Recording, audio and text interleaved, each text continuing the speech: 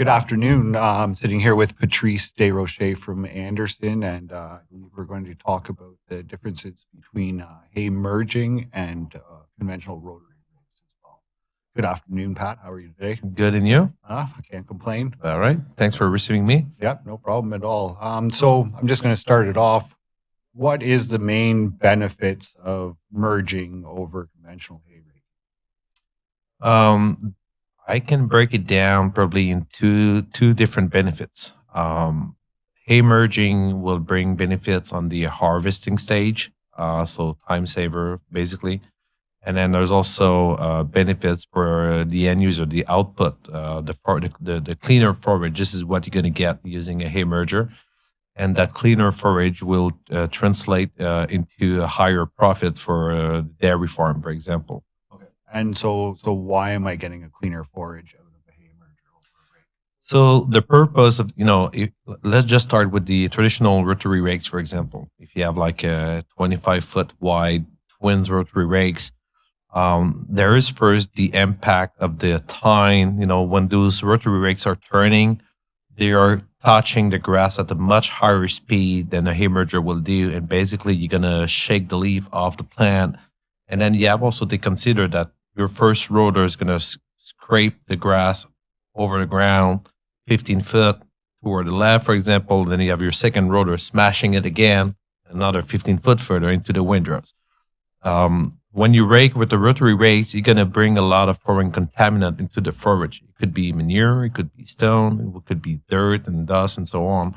And these are all non-digestible component that's going to get trapped into the grass, and then the cow is going to eat, and that will affect their digestive system. So every pounds of hash they eat, that's a pounds less of good feed they could get, and that will affect the milk production pretty bad.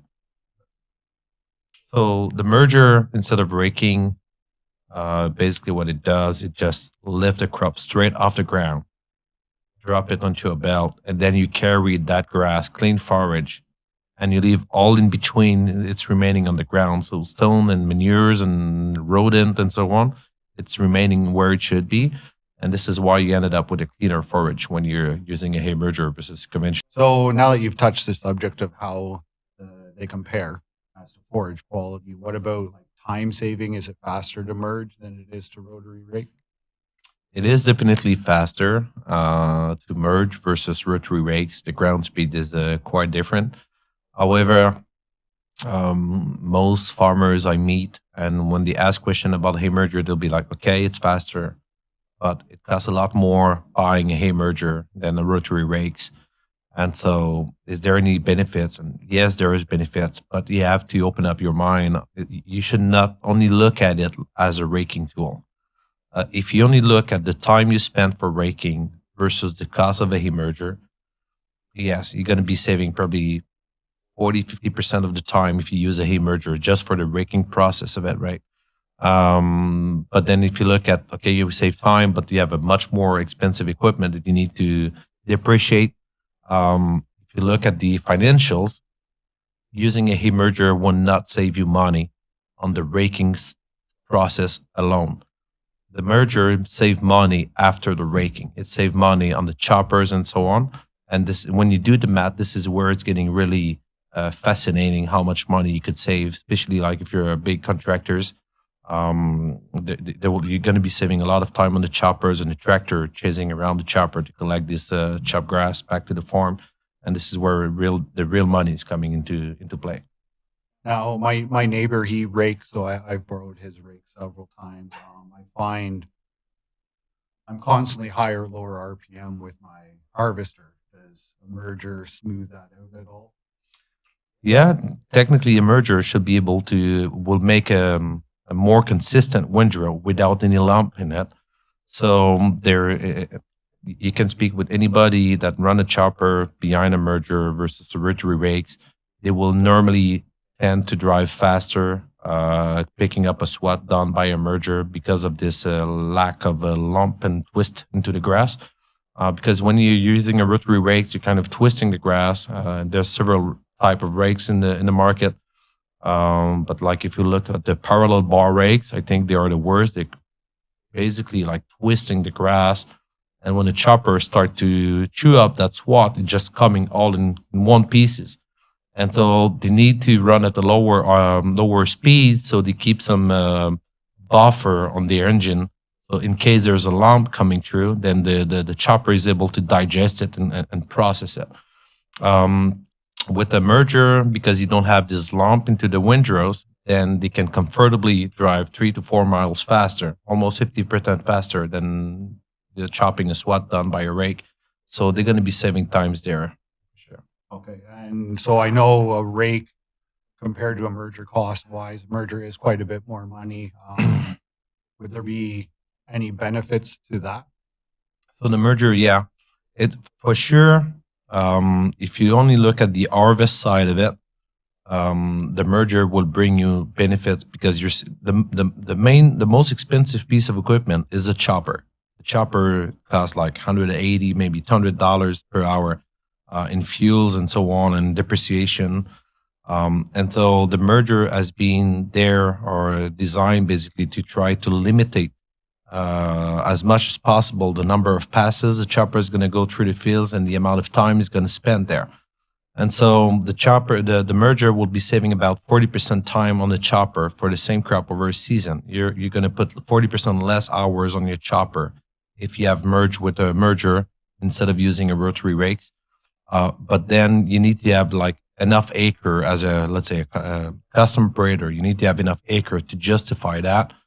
But there will be also some, and hopefully they all do that, but the custom operator, they will have also to charge more money because for them, the cost of raking with the traditional rotary rakes versus a hay merger, for sure it costs them more money. They have a higher piece of equipment, so they need to depreciate that somehow. So they might charge like $3 to $4 per acre more for using a merger.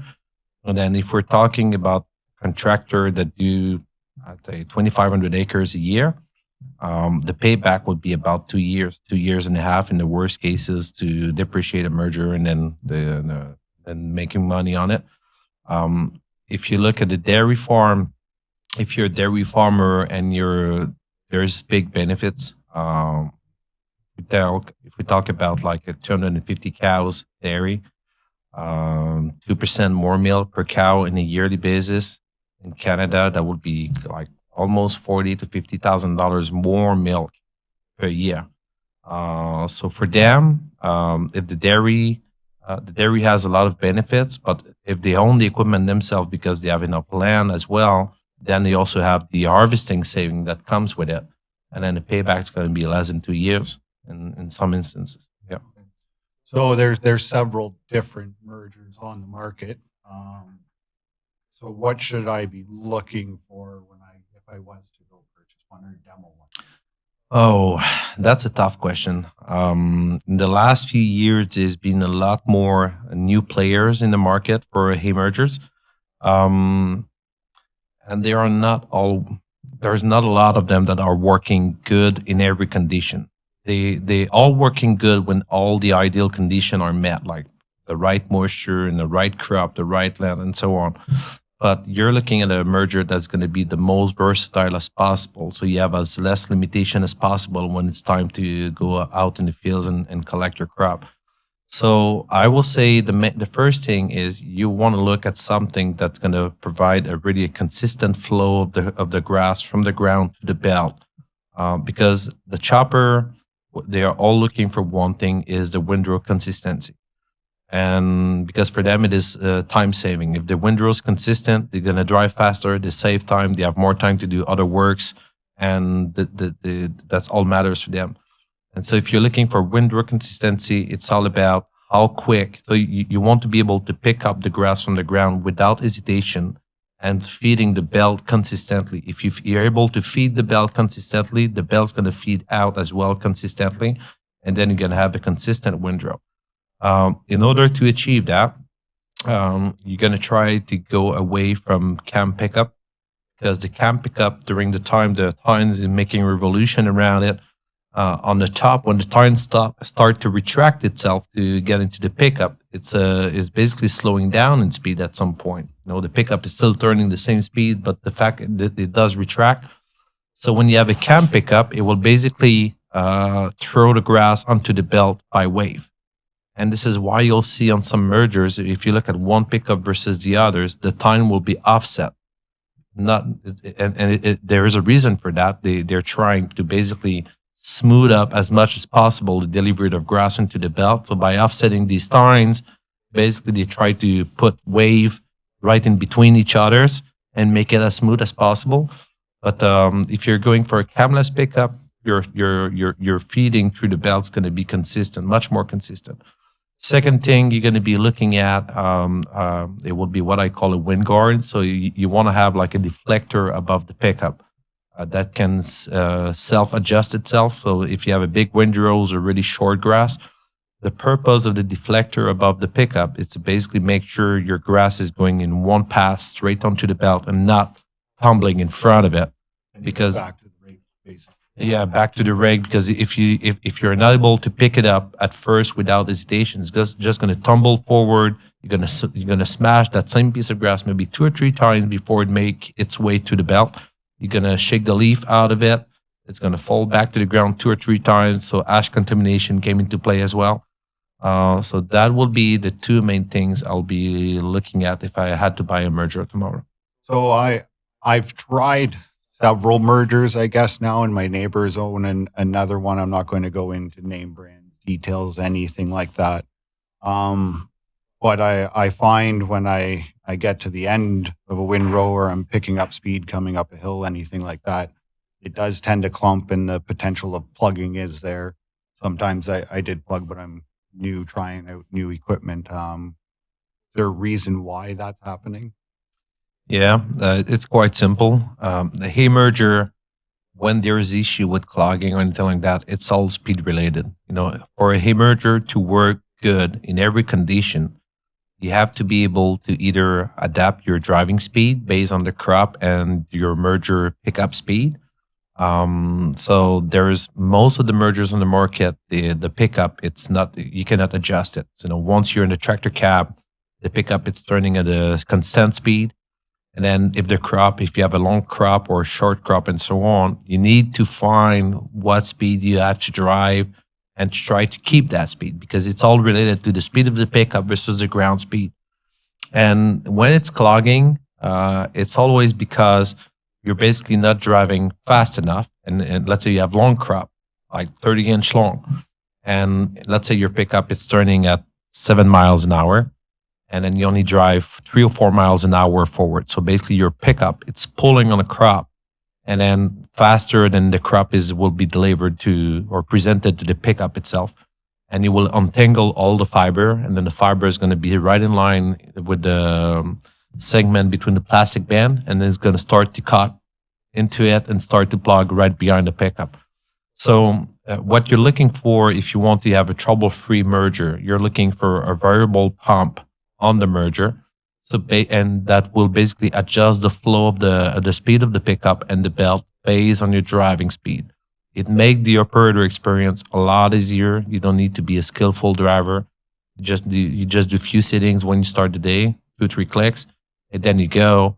And so when you have a variable speed pickup and belt that monitor your tractor speed all the time, once you find the setting based on that is needed for your crop, you can accelerate, you can decelerate. It will always perform 100%. And also, it does provide a lot better windrow consistency because if you drive faster, you're taking more feeds into the belt. You need to deliver that feed as well as quicker out into the windrows. And if you slow down and you don't have a variable speed belt and pickup, you're going to empty everything out in one spot. Versus if you have a variable speed merger, if you slow down, everything slow down at the same time. So you're always delivering out of the merger the same amount of grass you're picking up onto the belt. And it make a huge difference on the windrow consistency. Okay. So I spoke with my dealer and that how do I say this? He said, so I tried out a 10-meter merger and he told me it was too big because I was splitting a row and that was causing plugging issues as well. So Yeah. size, does it really matter if I'm splitting a row or anything like that?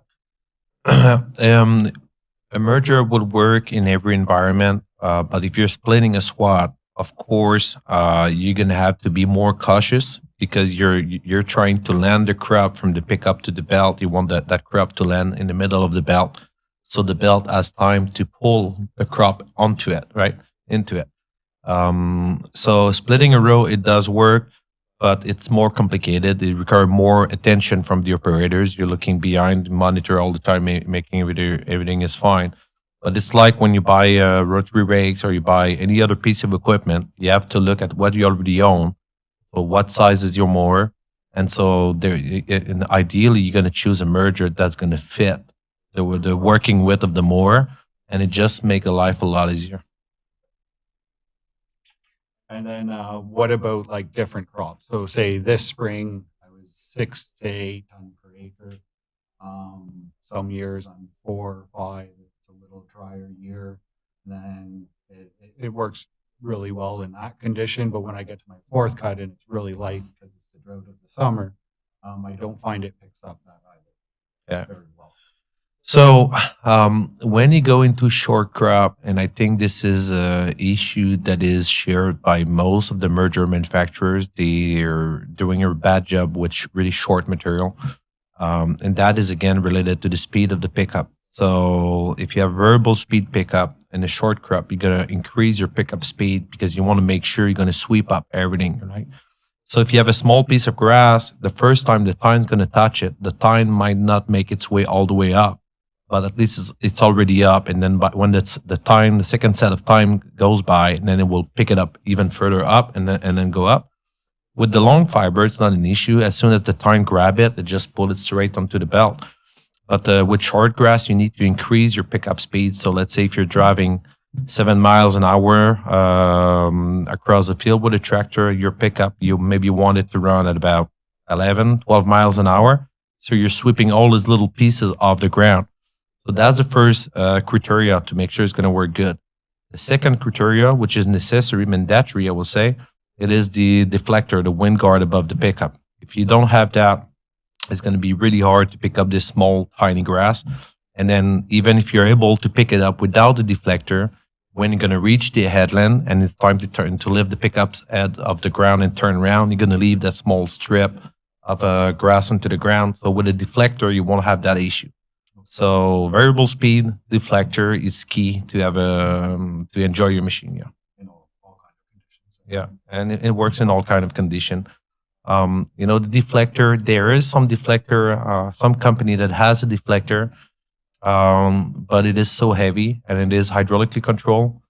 The problem with the hydraulic deflector adjustment is you cannot adjust it on the go or quick enough to avoid problem. So if you have like a small crop, a short crop, you're going to rake, let's say 25 foot into one windrow, and then you want to pick up that same windrow and rake it 25 feet further. And eventually the windrow is going to be big enough that you're going to say, that's it. And then a chopper is going to come by and pick it up, right? But when you have a hydraulic wind guard, if you have a big lump coming in or trying to pick up a bigger windrows, or during the day you're working with short and thick materials or heavy materials, if you don't adjust your wind guard, you're going to have clogging issue and so on.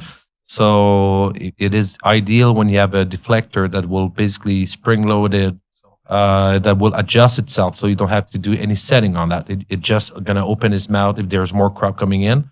This is what you're looking for. And as soon as this lump came through, it just narrowed down the funnel where the grass could travels. And this is where we get this nice crop projection onto the belt. If you want to learn more about hay mergers and Anderson products, speak with your authorized Anderson dealer or contact us at info@grpanderson.com. Thank you for watching. Subscribe to our channel for the latest episodes, tips, and guides on maximizing your equipment's performance.